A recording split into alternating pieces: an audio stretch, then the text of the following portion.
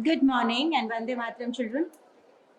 I'm sure all of you are really relaxed now after this beautiful little yogic exercise that we did. Most of you by now must be halfway through your exams. And every day we've been listening to such wonderful pearls of wisdom, which I'm sure is helping all of you to stay motivated. So let's see, what do I share with all of you? I would like to share some insight into the lives of some very famous personalities. Most of you must have heard of them. Who hasn't actually?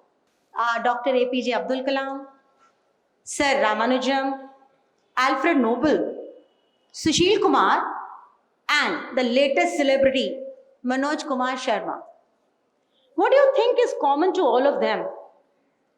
You know, all of them came from a very, very humble background and faced lot of adversities while they were growing up. President Kalam's father was a boatman, and to supplement family income, he distributed newspapers after school. You know, in his school years, he had average grades, but he was hardworking and with special interest in mathematics. He studied very, very hard at college and then joined DRDO as a scientist and went on to head the organization, and rest is history. You know what happened. Similarly, Srinivas Ramanujan too was born into a very poor family. As a teenager, he began discovering important mathematical results. Do you know, he could not copy them on a paper. He would write on a chalk using chalk and slate. Why? Because he could not afford paper. And you know, he was hungry most of the time when he was growing up. He didn't even have enough food. But that didn't deter him. He continued, and you know what he has done? He has produced almost 4,000 proofs, identities, conjectures, and equations in pure mathematics. His theta function lies at the heart of string theory in physics. And of course, he is considered the mathematical genius of our times. What about Alfred Nobel? Who hasn't heard of Nobel Prize?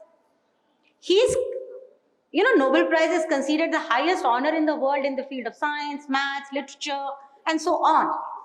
When Alfred Nobel was born, his family was penniless. He was a sickly infant, and he only survived because his mother was very caring. He suffered from ill health most of his life. He was educated at a school for impoverished children. A school where people who don't have money and who can't afford education, they were sent.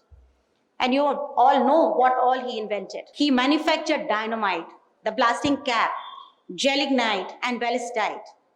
And finally, in his last will and testament, you know what he did? He bequeathed over 90% of the enormous fortune he had made from explosive to fund the Nobel Prizes. In the world of sports, we have Sushil Kumar, a renowned Indian world champion wrestler who won the gold medal in FILA 210 World Wrestling Championship, a silver in 2012 London Olympics, a bronze in 2008 Beijing Olympics. He too hails from a lower middle class family. His father was just a DTC conductor. Despite the minimal funds available, poor training facilities, lack of dietary supplements, he still became a world-renowned wrestling champion through hard work and sheer determination.